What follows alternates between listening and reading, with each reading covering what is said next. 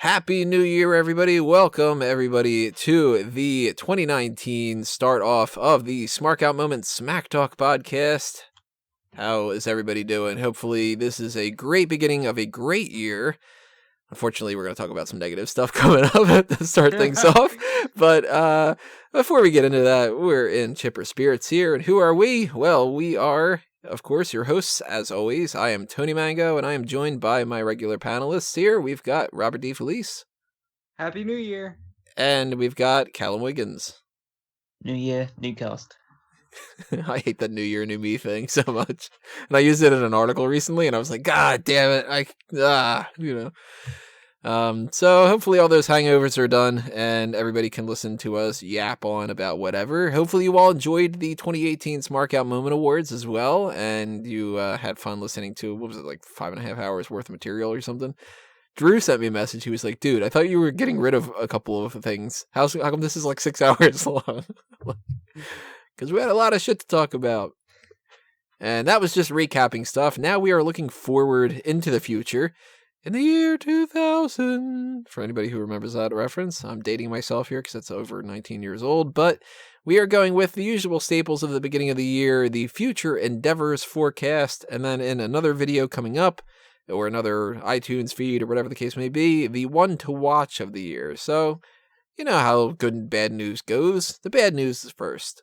Let's talk about who could be quitting, who could be fired, who could be released, who might have to go away because of injuries, in any kind of capacity. Who is going to leave WWE in 2019? Of course, we don't have the inside knowledge and the future to be able to broadcast to ourselves through a little crystal ball kind of a thing or something like that. So this is all speculation.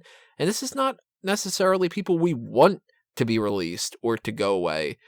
Some of them might be, some of them might not. But this is more so focusing on us giving our predictions of what's going to happen. So at the beginning of every year, I give my usual breakdown of my predictions. I update it throughout the year, the same as the heel and face turns, which you guys are totally obsessed with nowadays. And I had about, let's see here, maybe a dozen people that I was thinking. And honestly, there's not too many of them that I feel are all that strong candidates. WWE hasn't really released many people over the past few years. It's mostly been when somebody's forced their hand. Last year we had Abby Laith, Sage Beckett, Rich Swann. He was somebody who, it was like he was in hot water. Enzo was in hot water. Big Cass was in hot water. So it's really Abby Laith and Sage Beckett were pretty much the only ones that went away. Like, who else got released last year that it wasn't their own doing, really? I can't think of anybody. Like, I mean, it wasn't sort of like the mass releases that we had gotten in previous years. It used to be, I don't know, like 2014 or something like that. Every couple of months, it was like, oh, here comes spring cleaning. Here's 9 people getting fired or something. Well, it's because WWE doesn't want to get rid of people now, because if they get rid of people, they go other places. Yeah. And they could get big. Oh, Neville left. Yeah. Now he's in Dragon Gate, tearing it up. James Ellsworth. Version of himself. Ellsworth was another guy that, you know, he was a jobber anyway. They had gotten rid of him before. Think he'll be with AEW next year? I don't think so. Yeah, it's kind of like a rarity now. Unless you're somebody like Ming or Uriel Ely or whatever, like from more of the developmental side of things, sometimes those people don't pan out. And then, you know, if that happens, then it happens. But WWE doesn't do the mass firings and stuff like they used to. So don't be surprised if our lists aren't all that long, really. It's not like we have JTG to really be on like the watch list or something, but I have a couple people. Do you guys have a lot, or do you have just a handful? I have a list of like potential ones. It's none of them have a huge amount of conviction behind them. Maybe just one or two that I think are more serious, but I have a few that at least merit some discussion, I guess. And for me, it's just like I see people maybe leaving, but again, on their own accord, not like, oh, they're going to get fired because, as we said, WWE doesn't do spring cleaning as they used to. Well, I guess one of the elephants in the room that we can talk about is AEW. We haven't talked about this yet because it became official after we had done the previous recording, and, we didn't do hot tags this week because just, fuck it. Yeah, I don't want to do that on New Year's. That's basically what it boiled down to. But we now know for sure AEW is a thing. Double or Nothing is going to have more information about that a little bit later on. And, of course, we'll address this in future hot tags and in more detail on certain things and, really get into, the thick of it. But there are lots of reports that people are thinking about leaving WWE and going elsewhere, whether it's New Japan, Ring of Honor, maybe even Impact if you're one of those people, or I would assume AEW more than anything. And the main ones that I'm thinking right now are on this watch list as far as AEW goes are two different tag teams, the Good Brothers and the Revival. I got a feeling we're going to lose both. I think the Revival are one of the main two on my list because they had that Twitter exchange where it was like the Young Bucks tweeted, "One day we'll wrestle a Revival and everybody will remember this tweet." And then the Revival tweeted them back, "One day we'll wrestle the Young Bucks." And I mean, depending on if they give them the titles on Monday or not, they haven't been doing too much with them. So I think they could easily leave and be a bigger name somewhere else that might actually appreciate tag team wrestling. What a concept, huh? Before it happens on Monday, do you think that they're getting the titles? Yep. Yeah, because I don't think they want to lose them. No, I think it's just they want a title change. I don't think they really give two shits either way if it's the Revival or Slater and Rhino that wins championships. I think they just want a title change at the start of the year because it's the new WWE, and in the new WWE, titles can change hands at any point in time. It wouldn't shock me at all if they gave them the tag titles as a means to try to convince them to stay and to build up somebody for Heavy Machinery. It wouldn't shock me. But even if that's the case, we don't know when the Revival's contracts are up. And if they're up, say, I don't know, April or something like that, they could just say, fuck it. You waited until this last minute to dangle this carrot in front of us. That's not good enough. And they could leave anyway. We've had people leave when they were champions. We've had people leave right after they had been champions. They tried to keep Neville by giving him the Cruiserweight Championship and doing all that. He left. I think with the Revival, it's just like you say, it's a case of when their contracts are up, because I think, especially now, I don't know how much AEW's on WWE's radar. They all know about it, and they won't be intimidated, but they'll at least be aware of the situation they're in, and so they'll probably be even more concerned about keeping hold of people on their contracts, and they'll make them miserable and just sit them on. Okay, you can appear on Main Event every now and again and stuff like that, but we'll force you to see out your contract. You're not leaving until we say you're no longer obliged to work for us. Yeah, like they did it with Neville. Yeah, and Neville eventually forced his way out and along those lines, but they don't mind people being unhappy because at the end of the day, they're independent contractors, and if they don't fulfill their obligations to contracts, they can restrict their pay, keep they don't get anything beyond their downside guarantees, anything along those lines. So it's just they won't lose any sweat of just, if the Revival have 2 or 3 years left in their contracts, they'll be in WWE for 2 or 3 more years. Now the Good Brothers, last I had heard, they were up somewhere around the beginning of the year or September. I think it's September officially. I think it's probably more likely at this point now. Yeah, and even if it is September, that still counts. It's still, leaving in 2019. I think that that's almost guarantee that they're going to leave, because they haven't been doing shit in WWE. They won the tag titles, I think, one time, and they barely are used on television.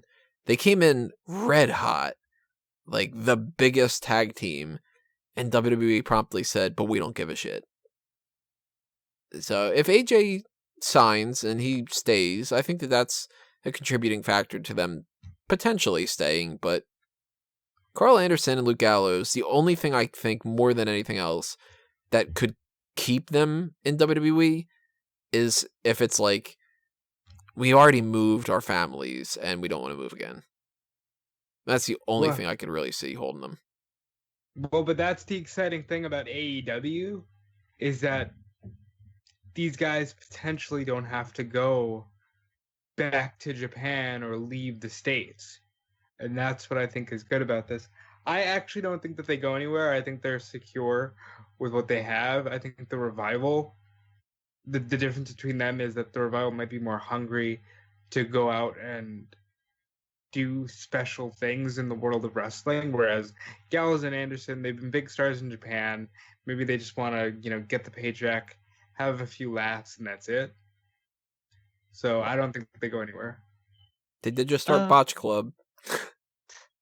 I'm kind of along the lines of thinking that maybe they have just taken WWE is usually the paycheck, and maybe they've cashed that in now, and now they want to have fun, and that means going back to Japan. I think they were like idols in Japan. They were, like you said, in Japan they became the world's biggest tag team. Like they were the best tag team at that point in time, and I think Carl Anderson's obviously ingratiated in there because of his hot Asian wife and all that other stuff. He's fluent in. I think he's pretty fluent in Japanese. Obviously, got his family that's like from within that culture. So I don't think he'd have an issue of going back to Japan. And I don't know how many ties Luke Gallows has to that area as well. I think if they were to leave, they would go back to New Japan. I don't think they go to AEW. Gallows is married to, her name's April Hunter, right? I think that's her name, or is that I'm mixing up? No, with you're somebody thinking you're thinking Gallows was married to Amber O'Neil. They're else. not. Amber O'Neil. Who's they're April not. Hunter? She was another red-headed wrestler. Used to Who team might up have with also Velvet been a Sky. porn star. She might have been at some point. I know she wrestled for a number of the seedier wrestling promotions. That name popped in my mind for some reason. Porn But star or superstar. yeah, there you go. Sounds like it could be either. Is she Amber? Is she signed to anybody, or is she just kind of popping around the indies?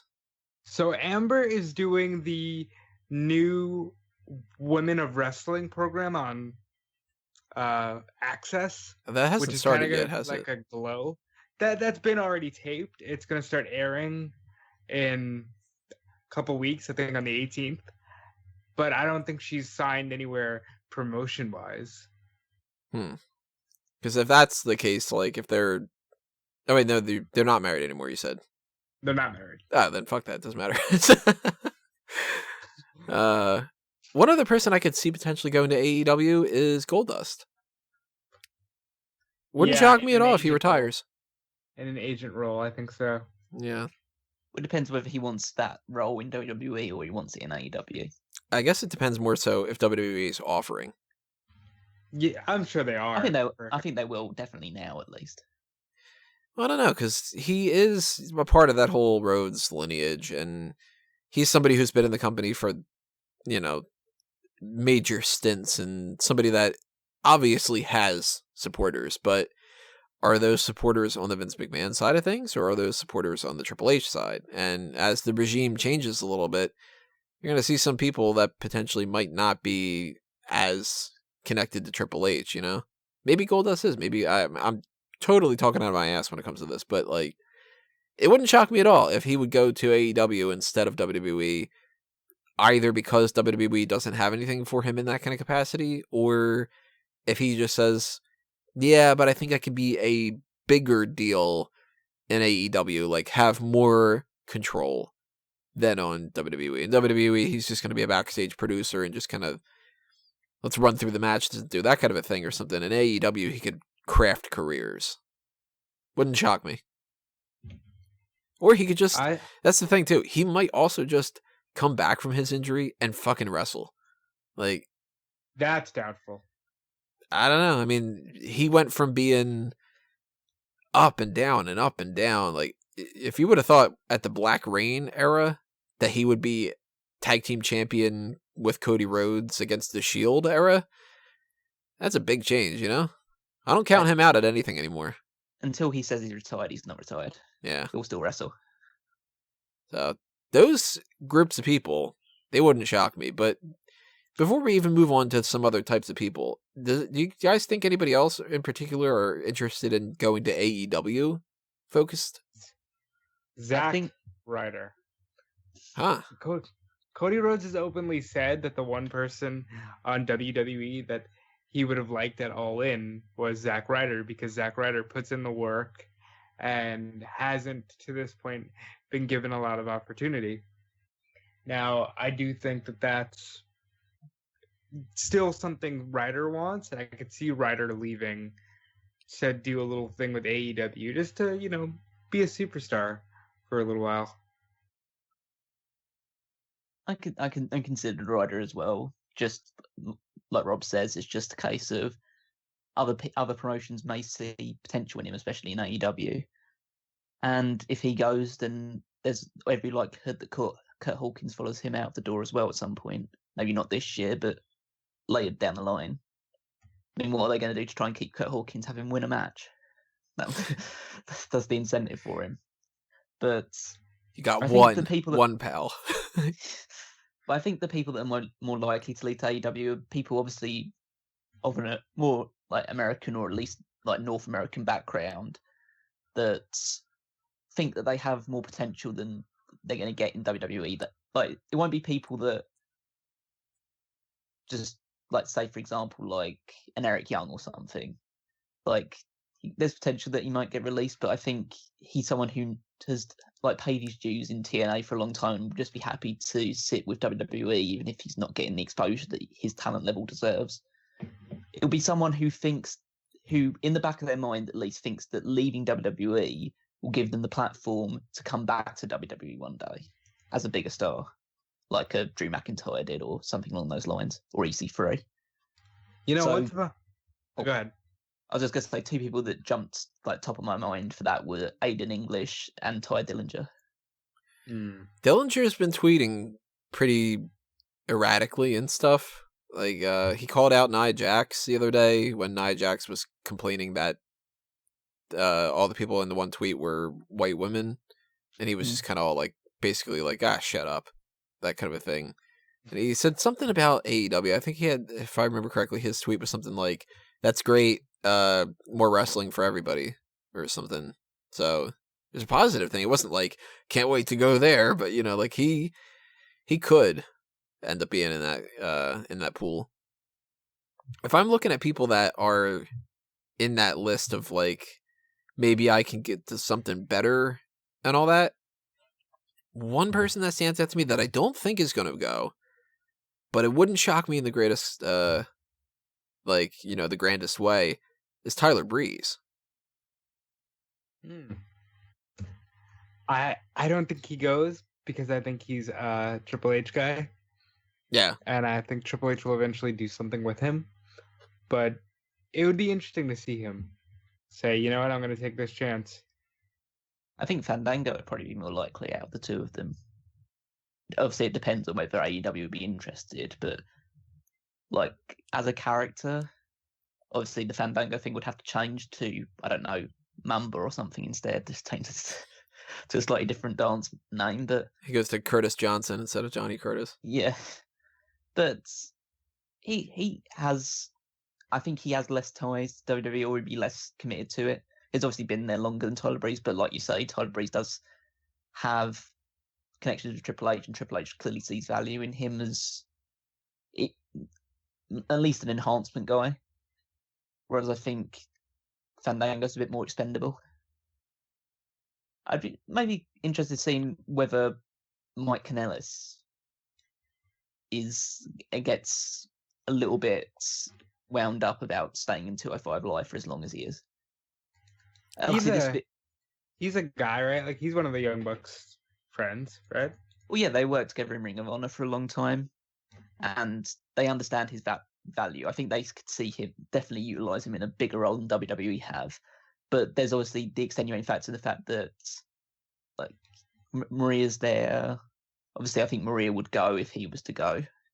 Yeah, I mean, they would go because what's she going to do without that? But they've just had a kid as well. So they've got to think about that. So maybe they want to stick with the WWE nest egg for as long as they possibly can before thinking differently, or maybe they just want to stay there for the rest of their careers because it gives them financial security.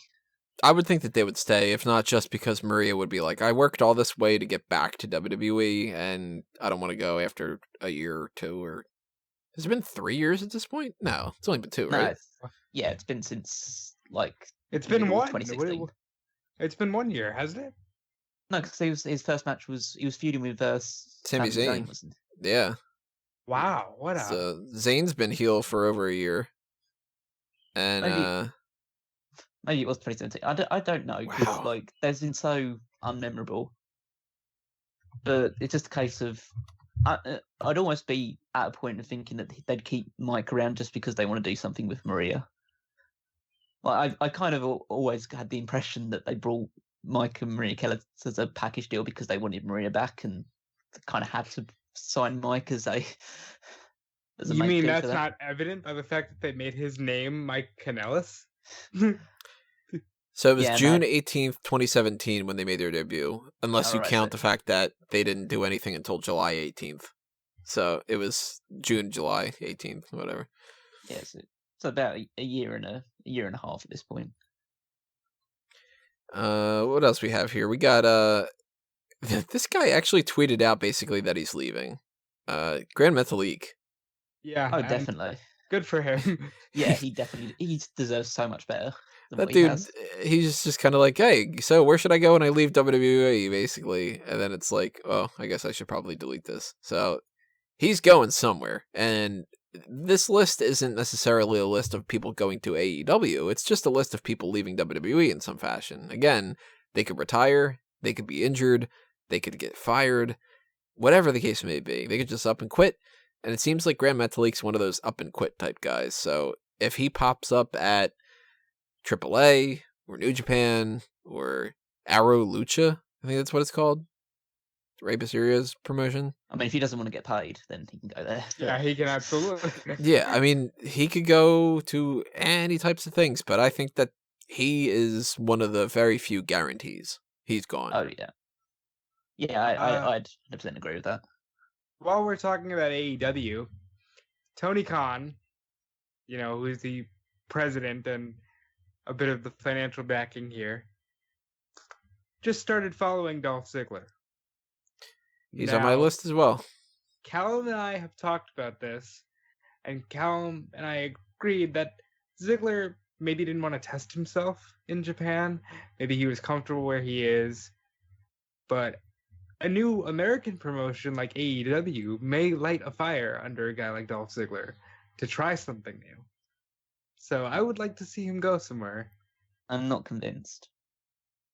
Just because WWE decided to use him this year. And I think the fact they have decided to use him for a year means they probably have him sewn up for another 5 or so.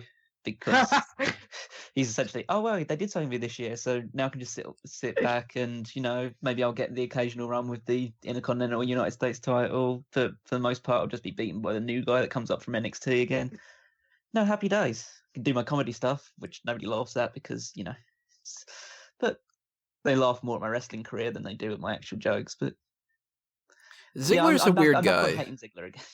Ziggler is in a strange situation because I wouldn't be shocked at all if he signed some kind of 4-year, 5-year deal. Yet at the same time, he kind of almost up and quit last year. And there's a chance that maybe he didn't sign that kind of a thing. And if he doesn't, I mean this in the nicest way when I say this ahead of time. So let me preface that. Ziggler tends to copy people sometimes. Trying to be Shawn Michaels, trying to be so on and so forth. And the way that Jericho has done the past year, going to New Japan, popping up at All In, wouldn't shock me at all if Ziggler was like, I could do the Jericho thing and be the top guy in AEW at some point. He's on my list, that's for sure. At least he's on the bubble. I'll say this. He's one of those guys whose real name is so much better than his wrestling name, and Nick Nemeth as AEW champion has a nice little ring to it. What if he was like such a dick that he just went by Dolph Diggler? I thought you were gonna say Dick Ziggler. Yeah, Dick Ziggler. Why not? You know, he could do something like that. Dick Nemeth. You know, I don't know. I mean, if Ziggler gets jobbed out over the next few months, it's still not a guarantee because they could have signed him from some 5-year deal. They could just be like, all right, well, we got you that push. We got you to sign that contract. And then now you're going to eat shit for 4 years. Very easily could be the case. Or he could pull the trigger and say, you know what, fuck it, I really don't want to, and I'm leaving. Maybe it's just too much now. Because they could be building up to him leaving. Maybe that's why they're doing this whole thing. He could play a nice transition role between Cody Rhodes' 8th and 9th reigns as AEW champion. That might be the case too, that's the thing. Mm. This is not an AEW type of deal, but I think it's actually World Wrestling Council. I think that the Clones might leave this year. I keep saying that every single year, and they keep proving me wrong, but at the same time, why not fucking throw it out there over and over again? At some point, I'm going to be right. Right? I guess so. Epico and Primo, I think I had counted before, between the two of them, Reddit wrestled something like 8 matches in 2017. Like, in total, on SmackDown and stuff. That's just not good. Now, they were injured for portions of it, but even if they wouldn't have been injured, they wouldn't have been used. These are the type of guys that can't be guaranteed to pop up in the Royal Rumble.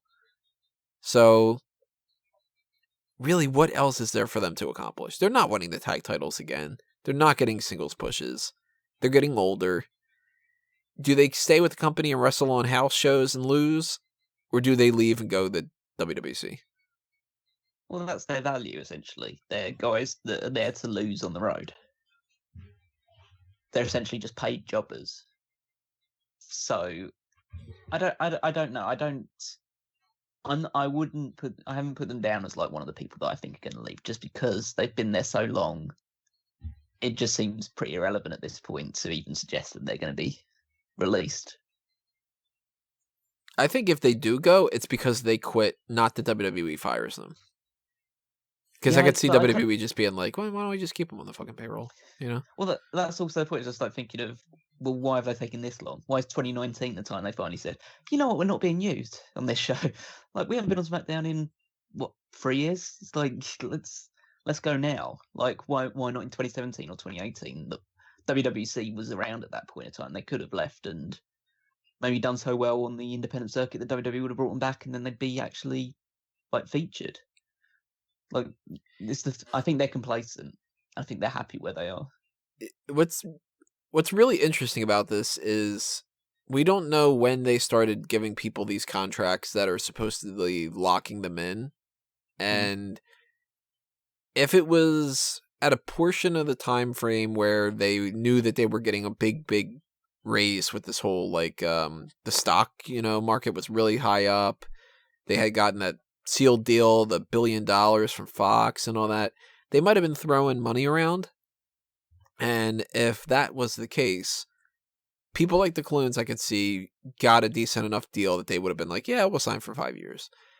But if WWE was at a different time frame, more so over the past month or two, maybe they lowballed them. And maybe it was like, let's try to see how long we can keep them for as long as possible, for as much money. And that could have been the type of thing that maybe some of these people go, you want to lock me in for 5 years and you're going to pay me this? Fuck you, I'm just going to leave. It could be that kind of a case. Tony, I'll put it this way. They've recently signed into like television deals that will earn them $4 billion over the next 5 years. They're lowballing every single wrestler they have on their roster. Let's just cut the chase right there. Every single wrestler, bar potentially Brock Lesnar, on that roster, on their payroll, is being underpaid.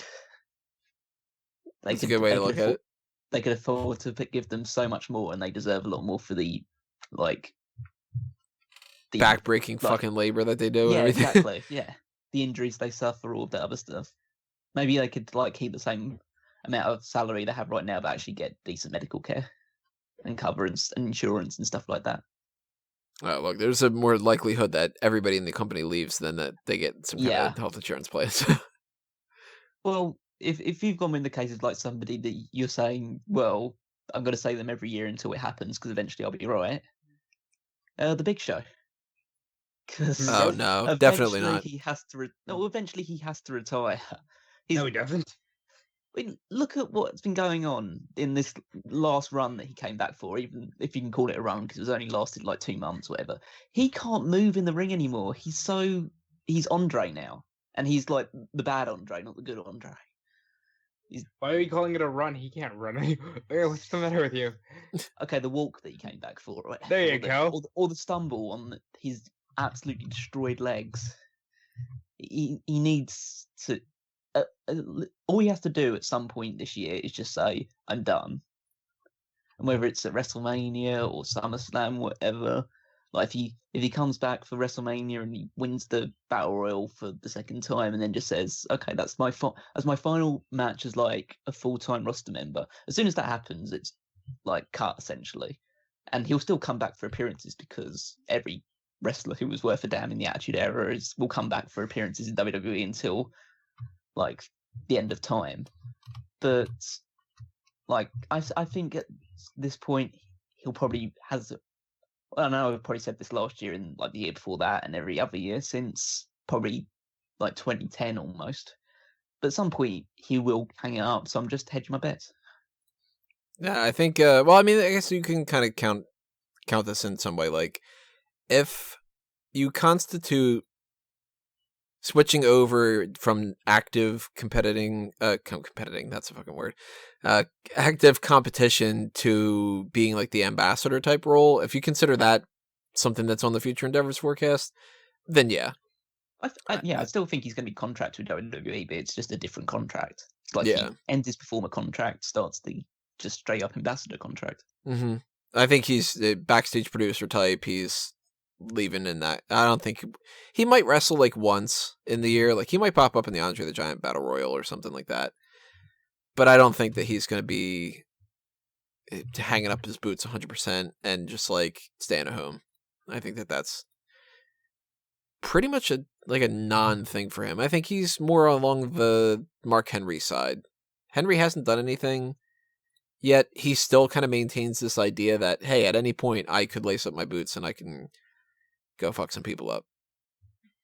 All right, so I'll say one from the heart. Not that I think this will actually happen, but a guy can dream. Curtis Axel.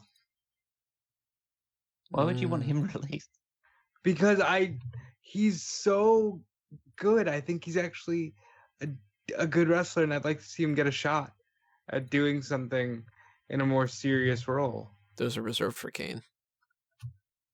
Well, he's got shots. Shut, Kane. I mean, I completely agree with you that it would thrive on a bigger stage now. He's definitely developed a lot of personality in the last few years with a few more like jokey gimmicks. He's gone far beyond this will be the year of Michael McGillicuddy stage, but I just don't. Again, he's just somebody that I think WWE wants to keep around. Yeah, I don't think he's going anywhere. I think this sounds really mean to say, but I think that he thinks he's a lifer. Yeah. His dad wasn't. Oi.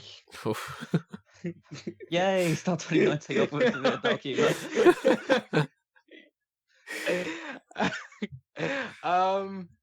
Yeah, a lot of these guys actually are kind of like, they could go, but they probably won't because WWE just holds on to people now. It's not like it used to be where you would see these mass releases where, even guys who were just on TV, on pay-per-view would get released.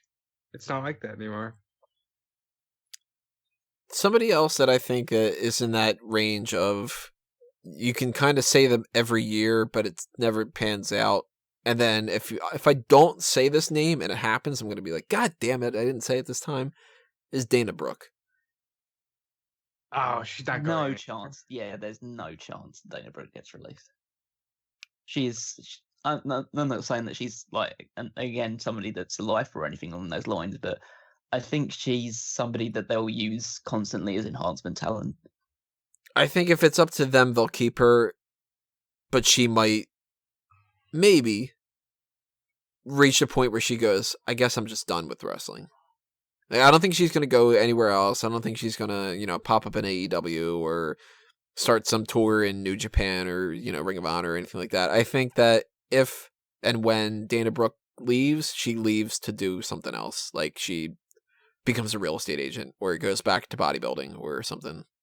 At some point, she's going to get tired of doing this whole shit. Do you think she'd carry out her career as a statistician after this? She's got experience now. I should hope not. True. If that's the best thing that they gave for her this year was to be like, why don't you be like the statistics girl for a tag team that we don't give a shit about? that would be the type of pitch where it'd be like, you're fucking joking, right? And then they go, no, Titus Worldwide totally needs a statistician. Sure. At least I'm on TV.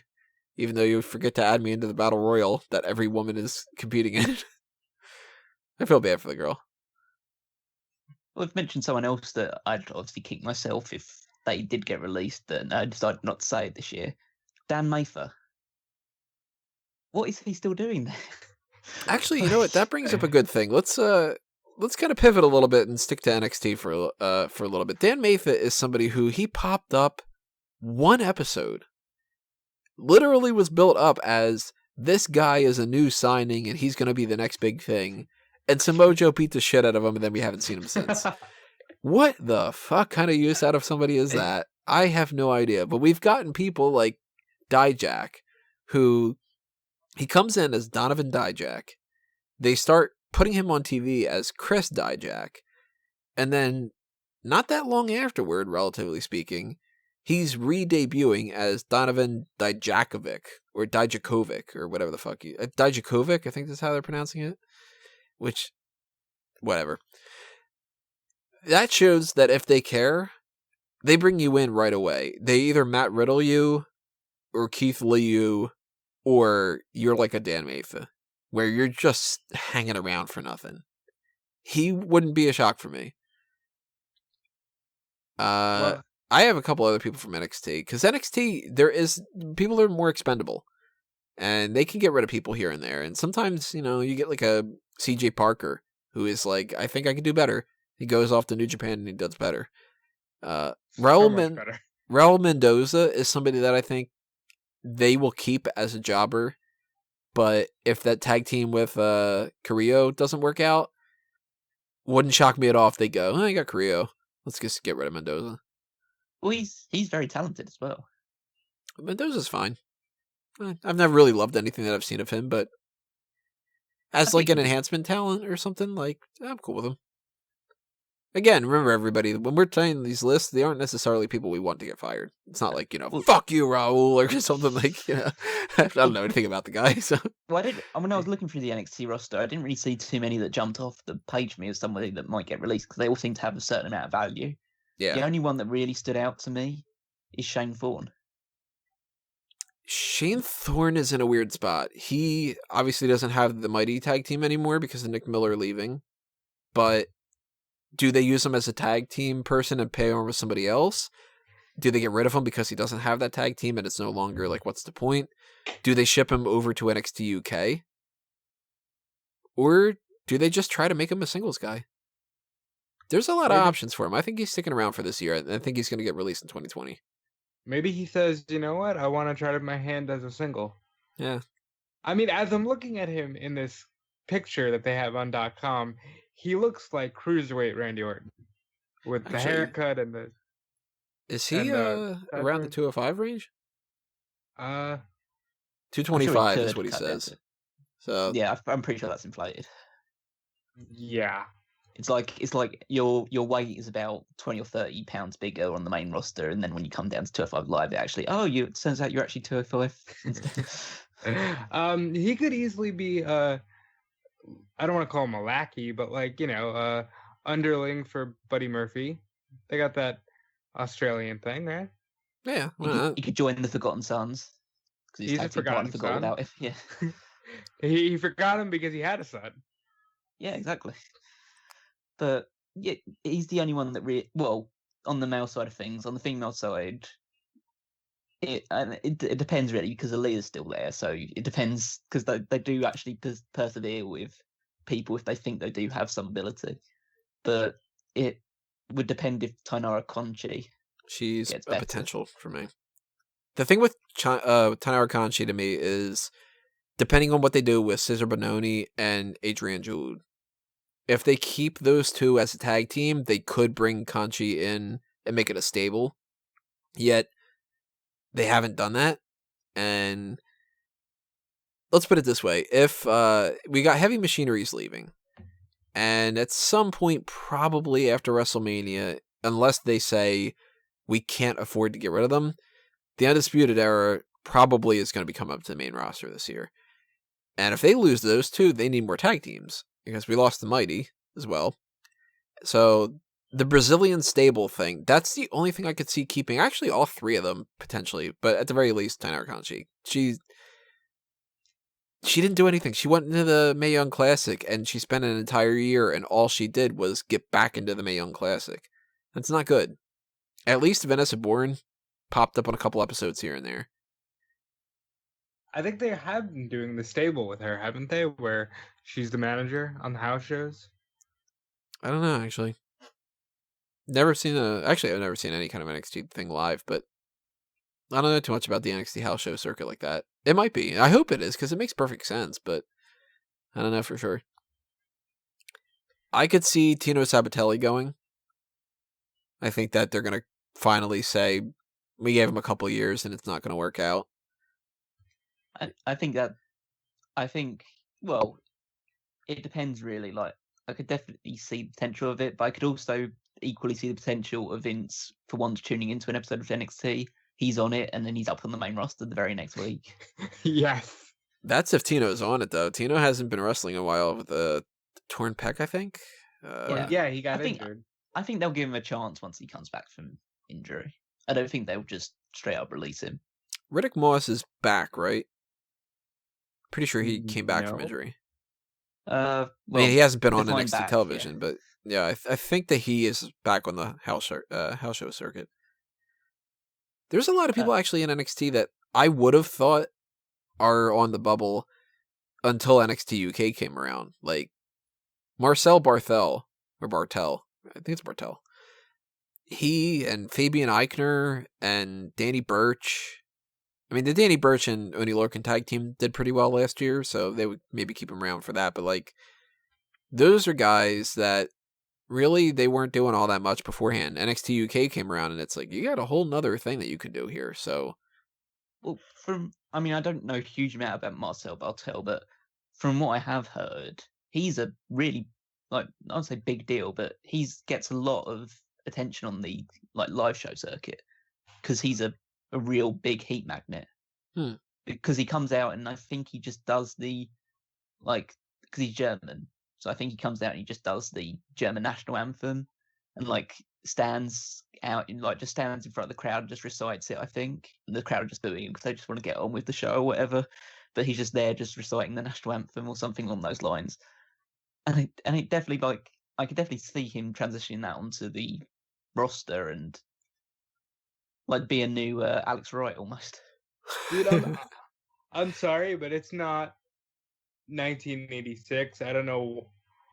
I really hope that a gimmick like that doesn't get used on TV because it's just like, boo, you're from another country. Fuck you. I mean, I might be completely wrong because obviously there's different perspectives on it, but I don't think the heat is due to the fact that he's German. I think it's due to the fact that he's standing out singing the German national anthem when they're trying to actually get on with the show or whatever and stuff like that. He's just coming out and being very slow and methodical and plodding about it.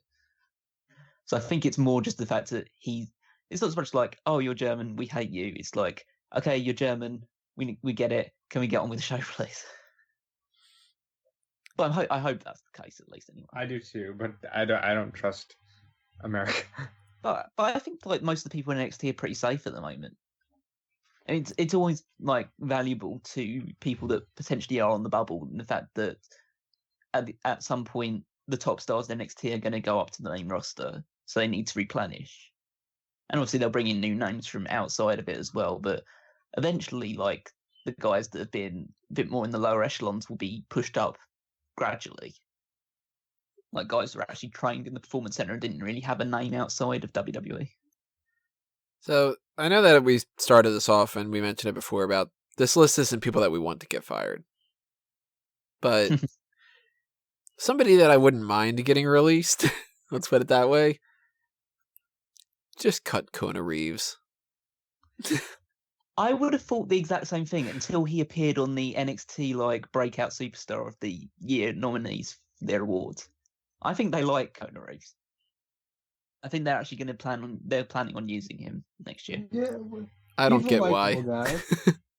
I wouldn't go so far. Like I wouldn't go so far as to put him onto the like ones to watch for next year in our next video, or whatever. But I think they see value in him. Maybe not so much as the finest, but as just a general person to have around. Maybe he's the new CJ Parker, just gets beaten up by everybody. Yeah, maybe. I wouldn't take any pleasure in seeing him get released. He's fun for what he is. The funnest. That'd be a bad gimmick. I only have actually one more person on my list, in grand total. I've got the main roster? Yeah, main roster guy. Okay.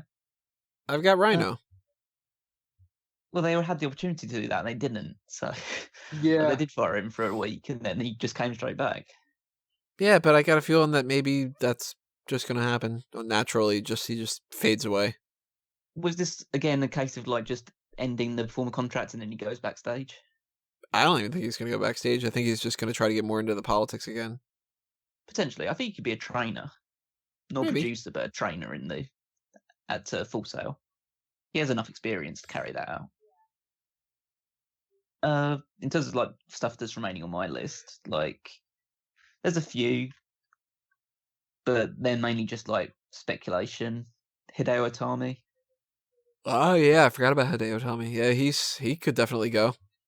It's depending on the contract situation. If he wants to go back to, I assume he'd go back to Noah if he had the opportunity to. So he had a good year, and he posted on Twitter. You know, I had a good 2018. I believed in myself. 2019, I want to do the same. But the picture he posted was him inside of I think it might have been either a Noah ring or an ROH ring because there were streamers, and I don't know. Maybe he goes, but maybe he's happy with what he's doing. I thought potentially like somebody they might just have grown tired of is Rowan.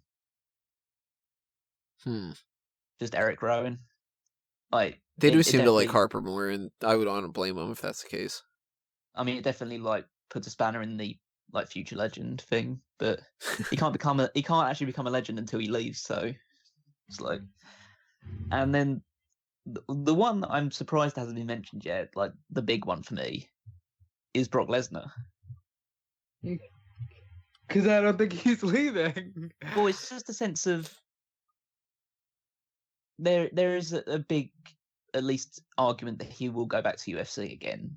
If it's for one more fight or two more fights or whatever, the likelihood is that he's going to fight in UFC again. Well, yeah, but they've been running the whole, this is his last Mania, and he still stays on. So I don't think he's leaving until they say, okay, that's it, he's gone. I don't get what I want. So... Well, it's just a case of all that needs to happen is for his current contract to expire. If that happens, and he goes to UFC for a bit, and then they re-sign him later in the year, it still counts as him being released. Yeah, I guess technically it does. So I'm just hedging my bets, and along the lines of if Brock Lesnar goes, Paul Heyman goes as well. No, that one I don't want. I don't think Heyman is so attached to wrestling or WWE that he will stick around to like be the manager for another person after Brock Lesnar. He doesn't need to be the manager, just a consultant, just a mind, you know? I don't think he wants to do that. I don't think he wants to do that job anymore. What about what I want, Callum? If you wanted things that you want, Robert, you shouldn't have become a wrestling fan, as I always tell you. You chose this Ah. life. Yeah. So they're kind of the main ones, and obviously Tamina Snuka just because I want nice things as well. But Anybody else on your list, Rob? Weird one, but again, along the lines of AEW, Vic Joseph. I think he's very talented, and I'd like to see him be the, head play-by-play guy for a main company. Oh, speaking of that, Sarah Schreiber. Oh, she's not going anywhere. Well, they get rid of somebody every year, so I don't think they get rid of Kathy. I don't think that they get rid of maybe Kayla. They get rid of. They get rid of at least one interviewer every single year. I don't really class that as a release. I just class that as like deactivating a robot. It's So the it's revolving really- door. Yeah. You turn around. They hire another good-looking 20-something-year-old woman, and then Yeah, I just it's legitimately believe that they don't rehire new women. They just like get rid of their skin for the robot that's obviously powering them, and then just put another skin on and just call it a different name. Maybe upgrade it or something. Yeah, I mean, for the most part. So you got Vic Joseph. Yeah, I like him. I want him to be the main play-by-play guy for somewhere else. Like, I think they recognize that he's good, and so they will want to keep him around. Maybe it's like it would be the encouragement to get rid of someone else, or like I think he'll be somebody that plays into the transition of Michael Cole going into a more producer role.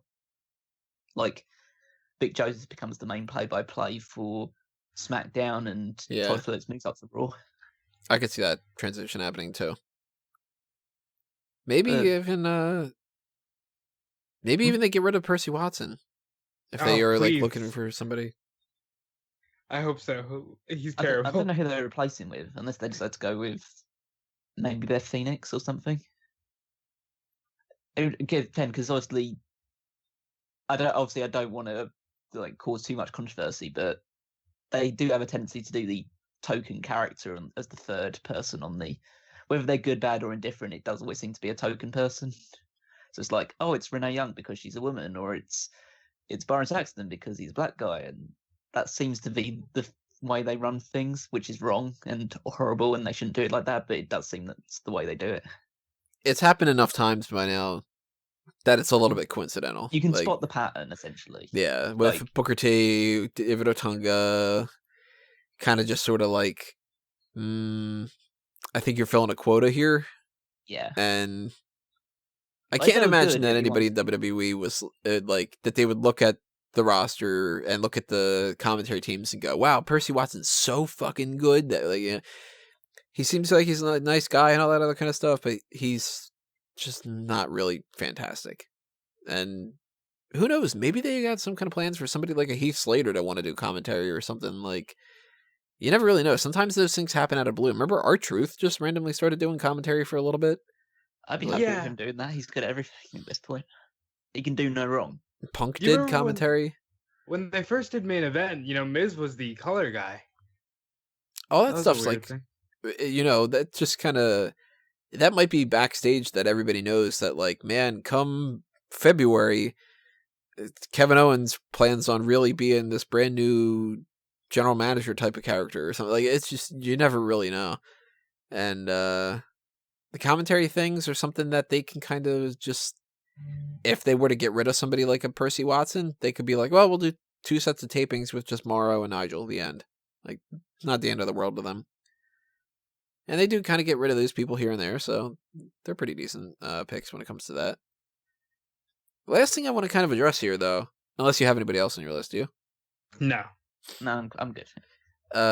Last thing I want to go over is, do you guys think that there's going to be any, like, wow type of shocker releases? Like, that maybe you don't see coming, but that, say, for instance, Roman Reigns officially retires because, like, the leukemia is really bad. Or Vince McMahon steps down at the end of the year to focus on XFL. Or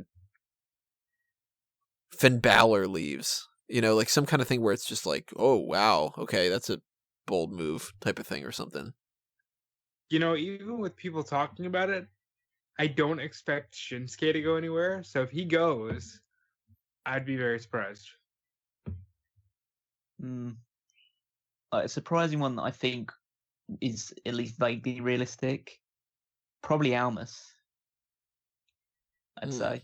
Just if he does get... Because he strikes me as the kind of guy that knows what he's worth. And if he does feel like he's being undervalued or underrepresented on SmackDown or Raw, if he gets moved in the draft or whatever, he might see like opportunities in AEW or New Japan as a chance to just really stand out, knowing that he's been given a bit more exposure from his WWE time. Like, I think he's someone that can make a huge amount of money wherever he goes. You know what though? These are almost hard to predict in nature because look at Big Cass. He fought Daniel Bryan on pay-per-view, and then the following Tuesday he was released. It kind of has to be someone that you can potentially see just fucking off a load of people backstage as well. Yeah. So, I don't know, maybe, Liv Morgan's a cunt backstage, and so they get rid... I mean, if there are past relationships or anything to go by. I would have said Sin Cara could have potentially, but he apparently signed some kind of a decent long deal. I don't think anyone would be shocked by that anyway. They probably would forget that he's even there in the first place. Yeah, that's true. Unless he's the replacement for Grand Metalik on the Lucha House Party or something. Oh God, Tony, stop speaking words. There you go. That's gonna happen. A big shot one for me, again, that I think has a very slight potential, but again, it's very slight. Sami Zayn. He's somebody that I was thinking, actually, yeah. I don't know what his contract situation is, but he hasn't done anything on the main roster. He hasn't won a single belt. The fact that they never... was telling. Yeah, they never gave him the Intercontinental title. They never gave him the United States title. He's never been a real serious contender for the world title on either show. So he went over to SmackDown where it was like, please send him to SmackDown so he can actually start doing something. And he still didn't do anything. Well, because they keep attaching him to Kevin. Right. Like, the one thing I wanted was for them to split, and they keep attaching them together. I think the most telling thing about Sami Zayn is that he did the podcast with Jericho, and he said, I don't miss it. I'm happy being home. I think there's also the connection with Saudi Arabia as well. I think it's a morally difficult thing for Sami Zayn, and I think he's someone who's very morally and ethically conscious. So I think if the relationship with Saudi Arabia is continuing, it might be causing a bit of friction between like him and his employers. Yeah, he's somebody to watch. And he's a guy who's outspoken enough that he could really piss people off backstage as well. As far as like what I've heard about him anyway. Don't know him personally. Unfortunately, he seems like a nice guy. I think the only other name that I would want to address in that kind of like, I'm not expecting it, but even though it would shock me, it wouldn't shock me type of thing is Dean Ambrose. Could potentially see a scenario where Ambrose would just be like, I'm fucking done. You think it would be like Punk? You think it'd be like Punk where he's just like, no, I don't want to go anywhere else. I'm done. Yeah. I don't think he would go somewhere else. I think he'd just be like, nah, I just kind of want to like hang out and just have fun. Maybe, fuck around on a dirt bike or something. I don't know what he does. Walk around in the desert and complain about things. Yeah. I could see that potentially being the case, but I mean, he's not on my list because I don't think it's happening. I think that maybe a couple years from now it will, but I don't know. It's an interesting one. Do you think because of the Uso marriage that Naomi is a lifer? It depends on whether the Usos are a lifer. I think they are. They're fucking Samoan. They're all lifers. Tama Tonga could walk into the building right now and he's hired because he's Samoan. I think she is. I think she's somebody that they could potentially bring into the Performance Center. What was it? Dancer? I don't want her training anybody. I mean, she's not bad in the ring. Like, she's not, Becky. I love that phrase. She's not bad in the ring. I can't even say she's good in the ring. Well, but like she's not good enough to train people, is what I'm saying. That's fair, I guess. I think she is. I think she can pull it off. I mean, to be fair, like if Albert is the head trainer, then you don't have to be that talented to Exactly to be in that position. But it's just, I think she's alive in the sense that she's on Total Divas. She's got the relationship with the Usos. She's never performed anywhere else. I couldn't see her fitting in anywhere else. I think if she was to leave WWE, she wouldn't wrestle anywhere else. She'd retire and be a mom. Yeah. Plus, she's good for charities and stuff too. Like she'd be an ambassador or something. I think. Yeah. So that's it as far as the future endeavors forecast. That's the negative. The positive things are coming up in our next segment, which we're going to be doing, which is the one to watch. That's on a separate video. It's on a separate iTunes feed kind of thing going on. So click on that. Whatever you are checking us out on, you'll find our thoughts on who we think are going to make big splashes in WWE in 2019. But we're going to wrap this up as if this is the only thing that you're watching. So plug-wise, hit that subscribe button on the YouTube channel. Ring the bell for notifications to be aware of different things that are coming up, because plenty of things are coming up this month. We've also got the Facebook and Twitter accounts at Smark Out Moment. We got the TeePublic and the Redbubble shops if you want to buy some merchandise. The Patreon if you have a little bit of spare change and you want to help us keep the lights on and do some interesting things in 2019. We've got plenty of articles on smarkoutmoment.com for you to check out. Lots of other things on outside kind of materials, e-wrestling news. I've got my Bleacher Report stuff. These guys got their stuff. Callum? Follow me on Twitter at Wigmeister14. Check out the power rankings check out all 2018's power rankings. Actually, start about September because that's when I took them over. But don't need to worry about the one before that. But yeah, I'll be carrying on that for at least the start of this year and going forward. So yeah, check all those out when they come live. So yeah, that's it from me. And for me, follow eWrestling News, as Tony mentioned, that as soon as the clock strikes noon, you can switch over to WrestleZone like I do and get your daily wrestling news. Spoiler alert, guys, it's all the same stories you see floating around the internet. And we're doing the New Japan Pro Wrestling preview today, which this might not get up in time, but we are going to be live on Facebook, facebook.com/WrestleZone.com. And yeah, check out Time Killer Apparel. I really, really want to do something with this in 2019, so hopefully I get to. And Triple Threat is coming this week on the career of John Cena. So check that out, and we'll see you in the next one. Alrighty, everybody. Thank you for tuning in for this. Make sure you leave your comments below and tell us who you think might be going away in WWE in 2019, whatever capacity that you think it's going to be. And as we were mentioning, check out the one to watch, and we'll see you there. So, adios, everybody, for now. This has been another Smark Out Moment. We're being counted out.